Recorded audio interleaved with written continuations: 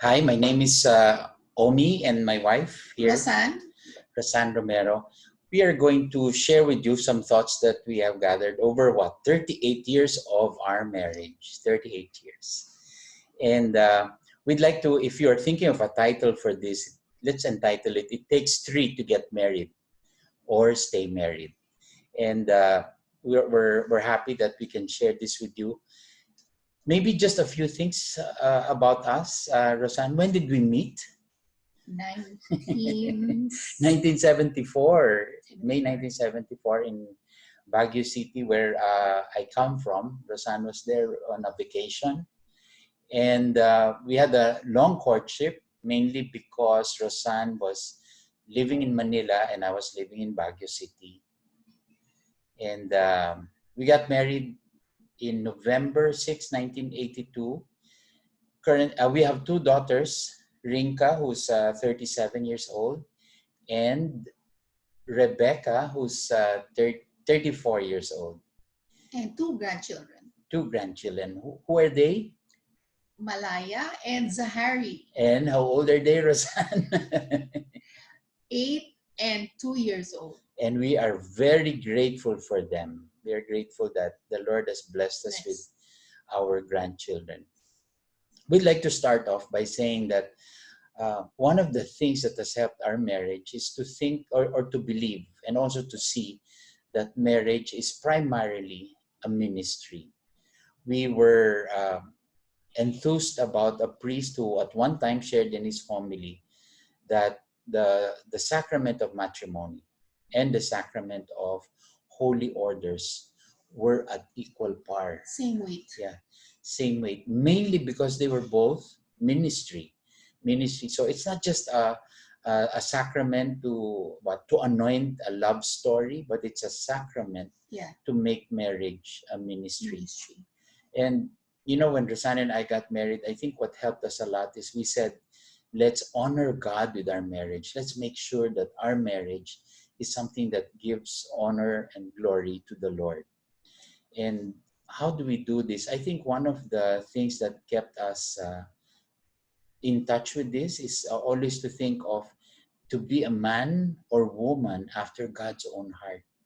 Rosanne and I have seen that to the extent that I am living fully for God, and Rosanne is living fully, yes, it will be the extent that we can be the spouse, the husband, the wife that the Lord wants us to be. Out there, when Rosanne and I got married, it was in the 1980s, 1982. And during that time, as early as then, or maybe even earlier that time, marriages were failing. And these were all over among our friends. Yeah. There was a lot of marriages that were breaking down. And today, we entered our relationship believing that couples need testimonies and stories of hope about marriage, that marriage is indeed something that should stay for long, for eternity. One of the things that Rosanne and I keep in mind is we need to outdo one another in showing honor. We picked this up from the letter to the Romans in Romans 12:10, where it says, outdo one another in showing honor. Yes, and one of the things that Rosanne and I have found expression in is to have a regular date schedule. Why don't you tell them about that date schedule, Rosanne? We make sure that even if we're staying together in the same house, we ride together, Omi and I make sure that there's one particular day in the week where we can just talk to each other about just us, just ourselves. Things that might be troubling me or things that might be troubling him. It's just a good way for us to keep connected, because even if you're living under the same roof, it doesn't mean that you're connected. You can really be distant even if you're staying under the same roof. So it's something you work on. It doesn't happen automatically. You make time for it. And for Rosanne and I, one of the things that we want to be covered during those dates was we set the direction for our family. Even if we didn't have children yet, we planned for how will we parent, how will we as parents to our children, to the children that God will give us. how will our relationship be? How will we handle entertainment? How will we handle stewardship, being stewards of resources that God Yeah. is going to put in our care? And maybe for this portion, I'm going to address the husbands in the audience. And I'm going to share with you a few points that I found very helpful in the journey of marriage. One is, husbands, we say I do as we faithfully play these roles. Number one, the first role that I recommend we seriously consider as husbands is we play the role of governor. We set the tone of spirituality in our marriage, in our family life. We don't, husbands, let's not relegate or abdicate Yes. the tone of spirituality in our homes, in our families, to the wife. We as men ought to be the governors of the spirituality, the tone of spirituality in our families. And then the second role that I propose that we seriously consider is we are to be providers. That is so commonly thought of as provider Just in terms of money. material Yeah. or money things, but more importantly, let's make sure that we are providing for the spiritual, emotional, and not just material needs, but the spiritual needs, the emotional needs of our family. It means me being in touch with Rosanne, being in touch with our daughters about what's going on in their lives and what they need. And it means spending time with them. The third role that I propose we as husbands seriously consider is the role of protector. We have to be alert and on guard against evil threats that lurk around us, such as you might not consider this right away, but entertainment is a field that we have to be on guard. What goes on into our TV screens, what goes Yeah. on into the music that we listen to at home. You know, there was a time when Rosanne and I were enjoying listening to a song. For those of you who know this song, Our it's a age. yeah our age.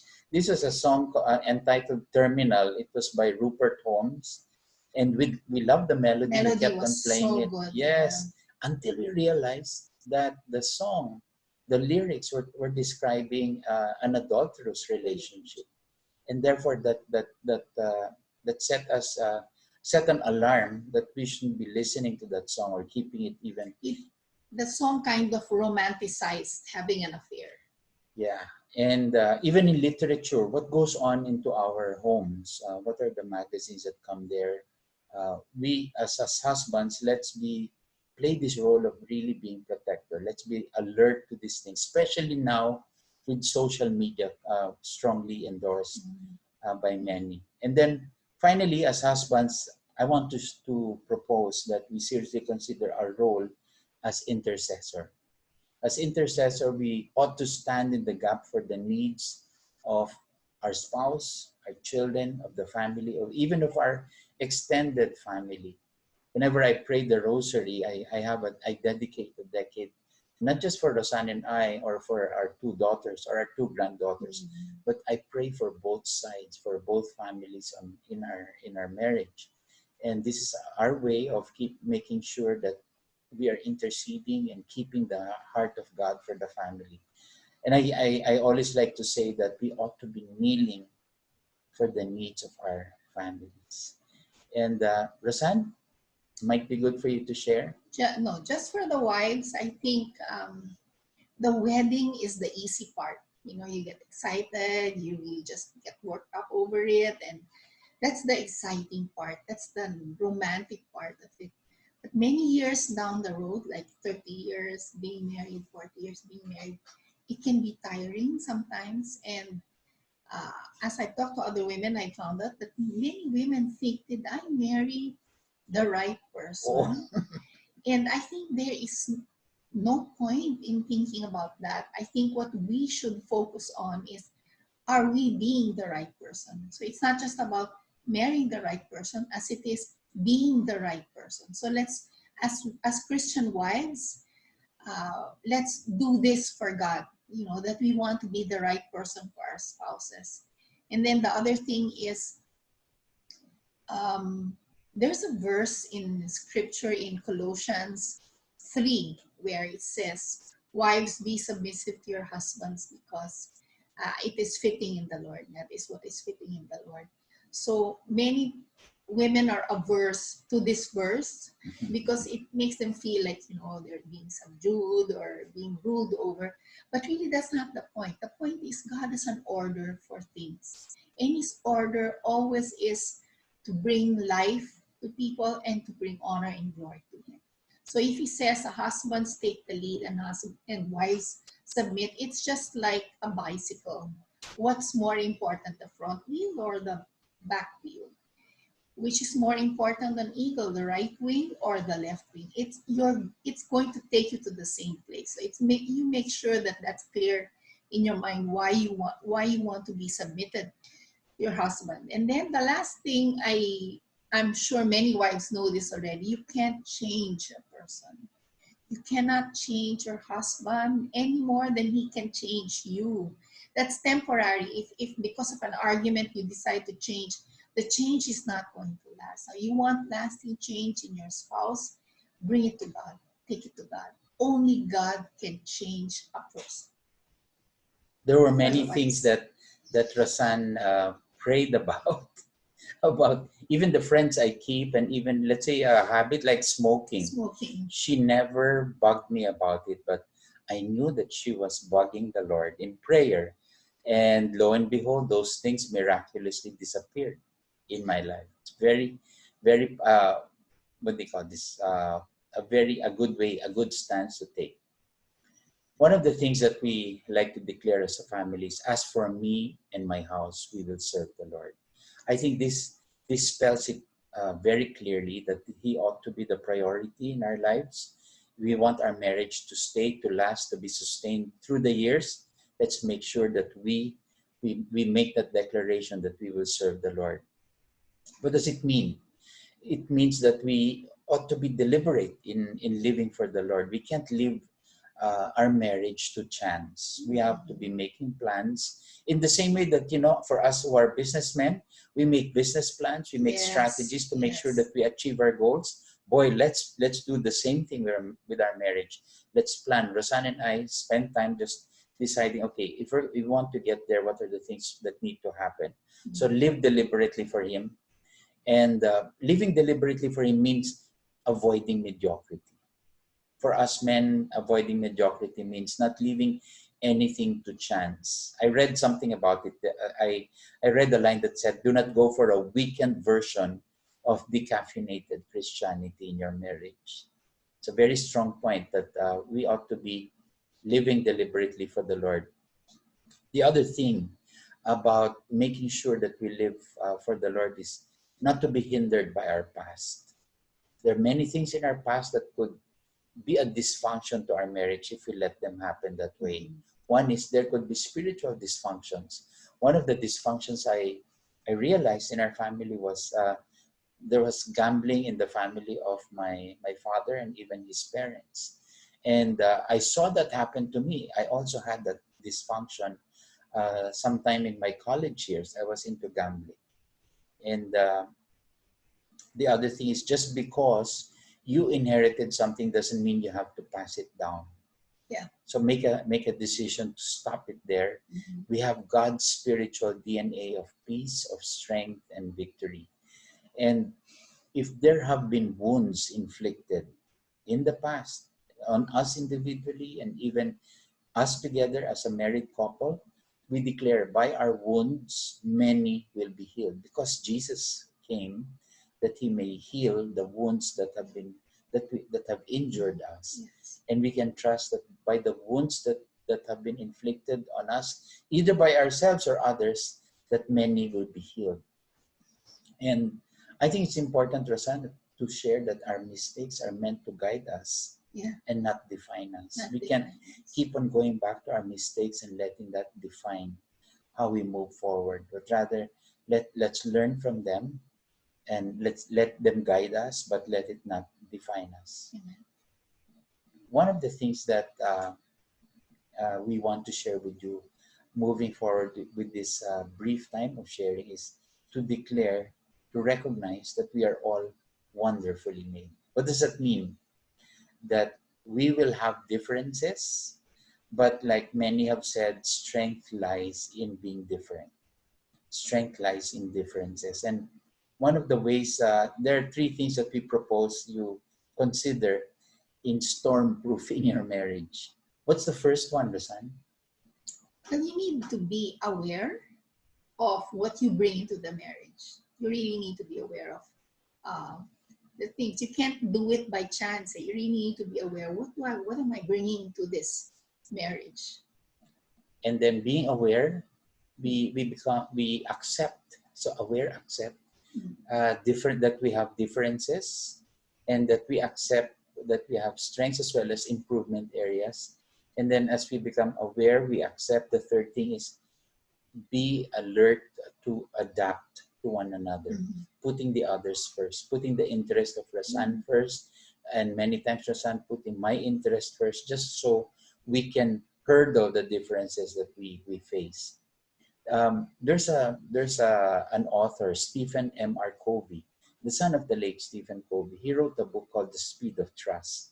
And one of the statements he made, or quotations he made, that I find very helpful is, he said, "We judge ourselves by our intentions, others judge us by our behavior." So in our relationship, Rosanne and I make sure that our intentions and our behavior align.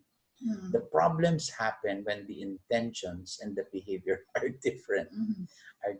So let's talk about adversities. You want to strengthen your marriage, keep Jesus at the center of your life. One of the things that God uses to strengthen our marriage is adversity. And maybe just very briefly, we want to share with you that whether we like it or else, our marriages will go through adversities. And let's keep this in mind. Adversities are meant to strengthen us, not break us. So whenever adversity strikes, come to the Lord, seek His word, Seek seek His His prayer, seek His mind on it, and ask Him to for the grace to hurdle that adversity so that we come out of it stronger.